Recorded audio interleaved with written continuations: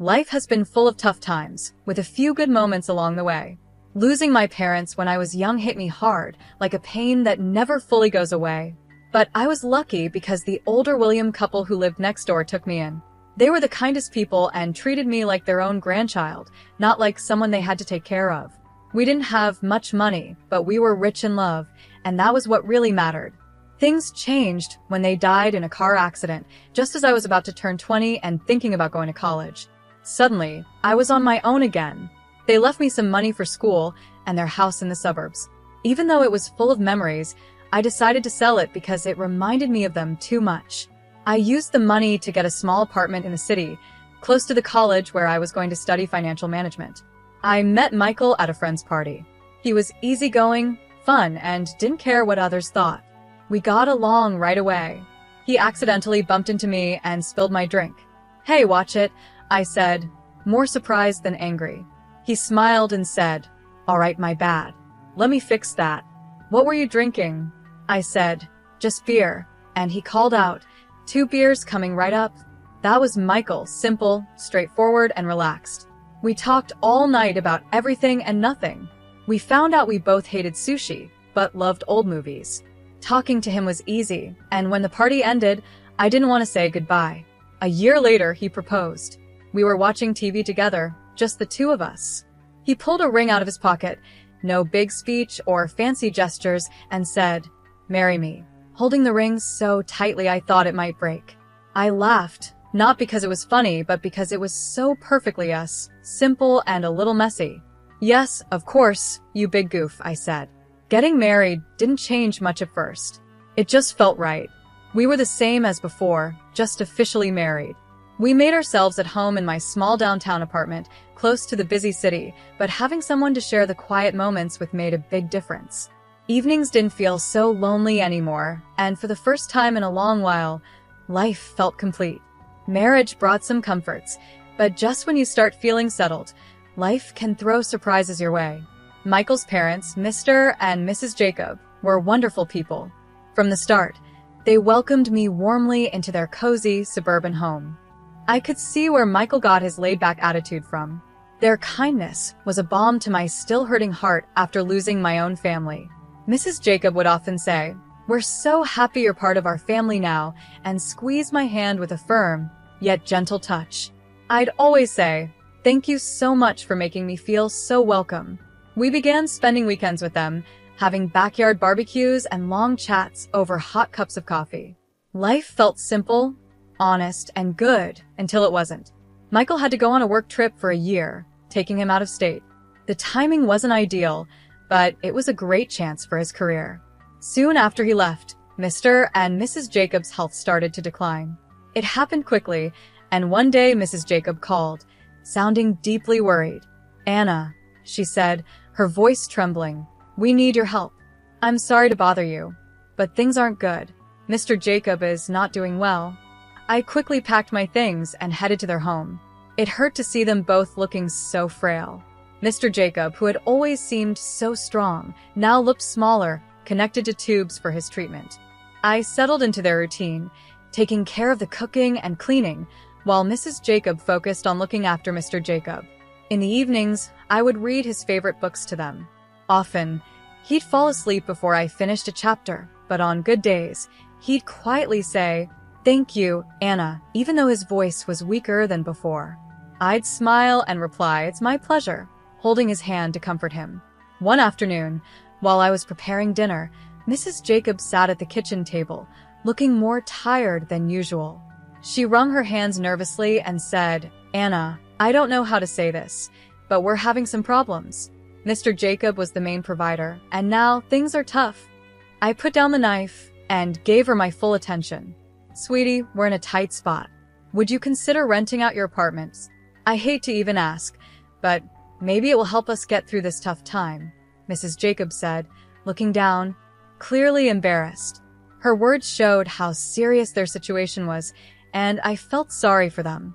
When I had no one, they took me in and became my family, so how could I say no? I tried to ease Mrs. Jacob's worries and said, "Of course, Mrs. Jacob. I'll take care of it right away," without even thinking twice. I found a tenant for the apartment quickly and sent Mrs. Jacob the rent money every month, along with extra for groceries and any unpaid bills. Family is what holds us together, so even though my commute to work became a long, tiring drive, I reminded myself of this on the hardest days. Each time I gave Mrs. Jacob the money, she would say, "You're a godsend, Anna," and I could see her relief. My only comfort was Michael's calls. Hearing his voice was like a brief escape. "How are things going, Jazz? Are you doing okay?" he would ask, even through the static of long-distance calls. I'd force a smile into my voice and say, "We're managing. Don't worry about us," not wanting to add to his stress. But everything changed when Mrs. Jacob's daughter from her first marriage, Shirley, suddenly appeared. The mood in the house shifted instantly, like a cold wind sneaking in. I didn't know her well, but I had heard enough from Michael and had seen how tense things got during her brief, awkward visits. I was already struggling with long drives to work and taking care of Mrs. Jacob, who was bedridden and getting sicker. But with Shirley around, the tension only grew. She made herself comfortable and made it clear she was here to stay. One evening, after a long, tough day, Mr. Jacob weakly called me over. His voice was shaky and low. "Anna, please keep an eye on Shirley," he said. "She's not a good person." His words made my stomach twist. "I understand, Mr. Jacob," I promised, even though I wasn't sure what exactly to watch out for. Just as Mr. Jacob warned, it didn't take long for Shirley to start taking control. The first signs appeared quickly. One morning, I found Shirley in the kitchen, standing by the breakfast table like a storm cloud. She sipped her coffee and looked at me like I didn't belong there. "Just so we're clear, I'm not here to be a maid or a cook for anyone," she said. I was surprised, but I stayed calm. "All right, Shirley," I replied, trying to keep things peaceful. "I can keep handling everything. I've been doing it so far. Good, because I'm not doing anything." "This is Mom's house," she snapped, daring me to challenge her. From that day on, Shirley made sure everyone knew she was there, and not in a friendly way. She ordered takeout just for herself and her mom, leaving the empty boxes for me to clean up. It hurt, but I kept quiet because Mr. and Mrs. Jacob deserved their peace. One evening, Mrs. Jacob, with a hint of her old warmth, said, "Anna, why don't you stay and eat with us tonight?" But before I could answer, Shirley cut in. "Anna has been busy all day, Mom. She probably wants to eat later," acting like she was looking out for me. It was clear I wasn't welcome. The days felt longer, and my chores piled up. Shirley's attitude spread throughout the house. Late at night, I could hear her talking to her mom, using harsh words to turn her against me. Slowly, Mrs. Jacob, who used to be so kind, changed. She thanked me less, and her looks became colder. A few weeks later, Mr. Jacob passed away. Michael flew in for the funeral, just in time to say goodbye. The whole event was sad, but having him, there was a relief. We hadn't seen each other for months, and it felt good to have him by my side during such a hard time. At the funeral, I noticed Shirley acting sweet and polite to everyone, almost too nice. After the service, Michael and I found a moment alone. "How've things been while I've been gone?" he asked softly. "It's been fine. Everything is okay," I said, forcing a smile. He already had enough to deal with, and I didn't want to add to his worries. "Are you sure? You seem a bit tired," he said, looking at me with concern. "It's just been busy helping out around here," I said, trying to brush it off. I said, trying not to look him in the eye. It wasn't the right time to bring up all the problems brewing under the surface. After Michael left, Shirley dropped the act of being the caring sister. Her rude and disrespectful behavior returned, and I had to deal with it once again. The whole mood of the house changed. Maybe it was her way of handling grief, but Mrs. Jacob became distant and cold towards me. Our conversations turned into orders, and I started to feel less like part of the family and more like an outsider. Shirley took control of the house, acting like she was in charge. She didn't care about anyone's feelings but her own. She would even barge into my room without knocking and go through my things, like she was searching for something. One day, I was trying to find some peace in the garden when I noticed a box hidden among the bushes. Curious, I opened it and found my lingerie, jewelry, and watches inside. My heart sank when I saw some of my clothes tossed nearby. Furious, I grabbed the box and stormed back inside. Shirley was lounging in the living room, acting like she owned the place. "What the hell, Shirley?" I shouted, my voice shaking with anger. "You can't just throw out my stuff." She gave a cold, mocking laugh. "Anna, you don't live here. You're just a guest and you're not wanted. You'd be better off in the garden or on the street. You're nothing more than a beggar." Her words stung like salt on a wound. I felt my whole body tremble. I turned to Mrs. Jacob, who had just walked into the room. "Mrs. Jacob, please, tell her she can't treat me like this. This is supposed to be my home too," I pleaded, my voice cracking. But the once kind Mrs. Jacob looked at me like I was a stranger. "This is Shirley's home now. Maybe you should find somewhere else to stay." Her words hit me harder than I could have imagined. Standing there, holding the box, my heart pounded. In that moment, the home and family I thought I had fell apart. I stayed despite everything because I had made a promise to Mr. Jacob on his deathbed to take care of his wife and make sure Shirley didn't take over. But it felt like Mrs. Jacob was becoming more like Shirley every day. Her looks grew colder and her words harsher. One evening, as I was cleaning up after dinner, Mrs. Jacob lost her temper. "What are you even doing here? Just sitting around, not helping," she snapped, her voice full of contempt. I tried not to let her words get to me, but I still replied, "I'm doing my best to keep things running smoothly." "Best? More like you're just using everyone," she sneered before leaving the room. Her comments hurt. I had rented out my apartment and given almost all the money to Mrs. Jacob, so I knew I wasn't just freeloading. Besides, I did most of the chores, while Shirley only complained and criticized. She was the one living off her mom's pension, yet she never let up. "What does my brother even see in you?" she would taunt through the thin walls every night. I kept reminding myself of the promise I made to Mr. Jacob, biting my tongue to hold back my anger. But the house had become a hostile place, and I felt trapped. One evening, I came home early from work, and something felt off. They didn't know I was there, and as I walked into the living room, I heard Shirley and Mrs. Jacob arguing. "We need to make her sell her apartment," Shirley said, her tone cold and selfish. "You know how much we could use that money." "Yes, but how do we convince her?" "Anna won't just give it up," Mrs. Jacob replied, sounding frustrated. "Leave it to me, Mom. I'll make her do it gently. Once she signs it over, we can finally live the life we deserve," Shirley said, her words dripping with deceit. Hearing them plot to take away my only source of income was a shock. My heart pounded, and I quietly slipped away to my room. They wanted to take everything from me. I couldn't stay after that. The decision was clear. I had to leave. With shaky hands, I quickly packed my things. Every moment in that house felt like a ticking time bomb. I didn't bother saying goodbye.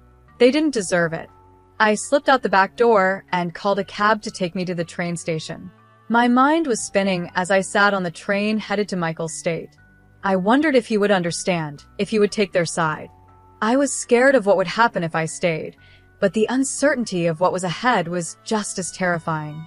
As the train moved, I watched the scenery pass by, feeling a mix of determination and anxiety. When I arrived at Michael's apartment, he opened the door, surprised to see me standing there with my bag. He looked relieved, but also full of questions. Michael's eyes widened. "Anna, why are you here? Is everything okay?" he asked, stepping aside to let me in. I took a moment to take in the cozy, warm feeling of his small apartment. "Michael, things are not okay." "Not at all," I said, my voice trailing off, showing my worry. He led me to the couch. "Talk to me, sweetheart." "What's going on?" he pleaded. I told him everything, how things had gotten worse at home, how Shirley came back, and the final straw, their plan to make me sell my apartment. Before this, I hadn't wanted to burden him while he was busy with work, but now I let it all out. As I spoke, Michael's face grew more serious, his jaw tightening and his fists clenching. By the time I finished, his voice was a mix of worry and anger. "Why didn't you tell me any of this before?" he asked. "I didn't want to make things worse. I thought I could handle it," I admitted, feeling foolish. "Damn it, Anna. You shouldn't have had to deal with that alone," he snapped, standing up and pacing. "I can't believe my mom and Shirley treated you like this." He stopped and looked at me, his eyes fierce. "No one treats my wife this way. No one," he said, pulling out his phone. My heart raced as I watched him dial his mom. The phone barely rang twice before she picked up. I couldn't hear her side of the conversation, but Michael's shoulders were tense. "Mom, this has to stop. I know everything, and I won't stand for it. If Shirley stays, or if you don't start treating Anna with respect, then you can forget about any help from us." "No more money, nothing," Michael said, his tone firm and unyielding. After a short but heated argument, there was silence. Michael held the phone tight. Finally, he said, "Fine, if that's your choice. Then I've made mine," and hung up. His expression softened as he turned to me. "Looks like it's just us now, sweetie. But that's all we need," he said, walking over to hug me. I leaned into him, feeling the safety of his arms around me, shielding me from all the chaos. "Just us," I whispered, realizing he was right. Now that we were on our own, it somehow felt okay. We stayed up late, talking about practical things, my work-from-home schedule, our budget, and what our life would look like now without the added burden of helping his mom and dealing with Shirley. It felt like a fresh start. We were starting a new chapter together, just the two of us. We're in this together, no matter what. "It's just you and me against the world, right?" I said. Michael smiled confidently and replied, "Right." With him by my side, I felt stronger and smiled back.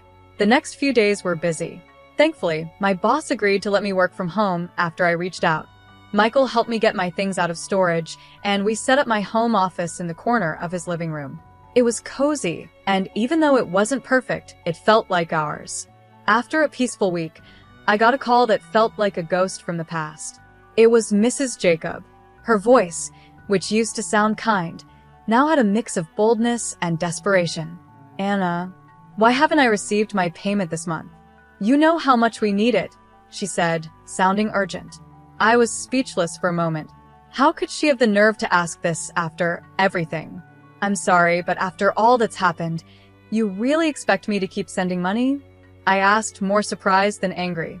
I could hear Shirley's sharp voice in the background, saying, "She's just being selfish. Make her send the money." I could picture Mrs. Jacob looking upset, but she finally said, "But we're family," sounding both pleading and angry. "No, family doesn't treat each other like that," I said firmly. "Goodbye, Mrs. Jacob," and I hung up before she could reply. The call shook me, but Michael was there, comforting me. "You made the right choice, Anna," he said, wrapping an arm around my shoulders. "It's time they learned to take care of themselves." Not long after, we got a surprise. We found out I was expecting. It was wonderful news, and suddenly the future seemed bright and full of possibilities. We decided it was time to sell my apartment and buy a small suburban home near a good school where our child could grow up. As we were planning the move, Mrs. Jacob called again, but this time her tone was different. She sounded almost desperate. "I'm sorry for everything. Shirley took the money, made me sell the house, and now I have nothing. Can I come live with you and Michael's?"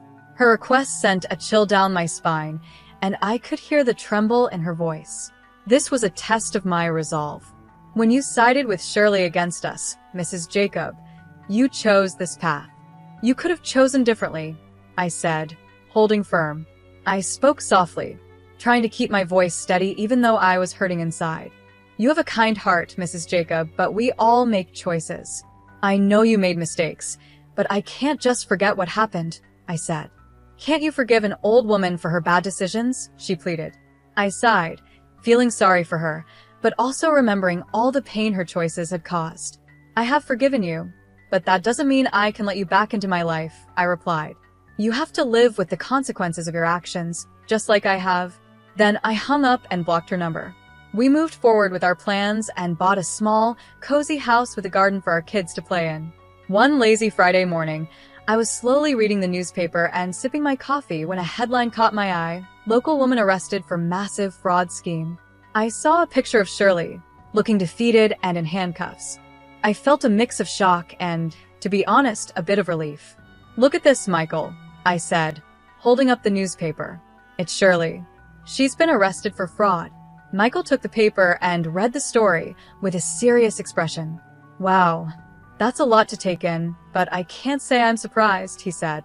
She made her choices, and now she's facing the consequences, I said, feeling a sense of closure I didn't realize I needed. Later, we heard from friends that Mrs. Jacob was working 2 jobs and living in a small apartment to get by. The debt Shirley left behind was too much for her pension to cover along with her other expenses. Have you heard about your mom? Michael's friend MH asked when they came over for a barbecue one evening. Yeah, I've heard, Michael replied, flipping burgers on the grill. There was a touch of sadness in his voice, but also determination. She made her choices, and this is the reality now. MH nodded. I just thought you should know. After that, the conversation shifted to lighter topics about work and sports, and the evening carried on. We had moved on, and so had life. When Megan was born, the joy we felt was overwhelming. Everything changed when I became a mom.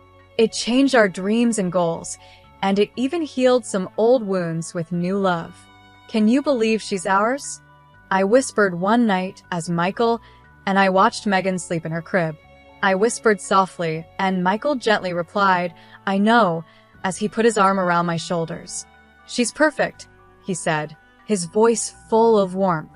We spent our days marveling at every little thing Megan did, every smile, every giggle. She was our little miracle, and when she was with us, all the bad memories seemed to fade away, making room for happy ones. Every day was simple, but filled with small moments of joy that made our family life feel complete. We would take walks in the park, laughing as Megan tried to chase butterflies. On chilly nights, we'd read books and play games at home. Our love for our daughter brought Michael and me closer, making our bond stronger every day. One bright afternoon, I was sitting in the garden with Megan while Michael was at work. I watched her play with her toys, surrounded by the sweet smell of roses in full bloom. It was a perfect moment, a snapshot of the life we had built together. Look, Mommy, Megan said, holding out a flower she had picked. That's beautiful, sweetheart, I said, smiling at her. I thought about the journey that had brought us here. Even though we had faced hard times, they led us to this peaceful, happy place. I felt so grateful for Michael's love and support and the strength we found in each other. That evening, as we sat down for dinner, Michael reached across the table and took my hand. We've come a long way, haven't we? He said, his eyes full of love. We have, I replied, holding his hand tightly. And I wouldn't change a thing.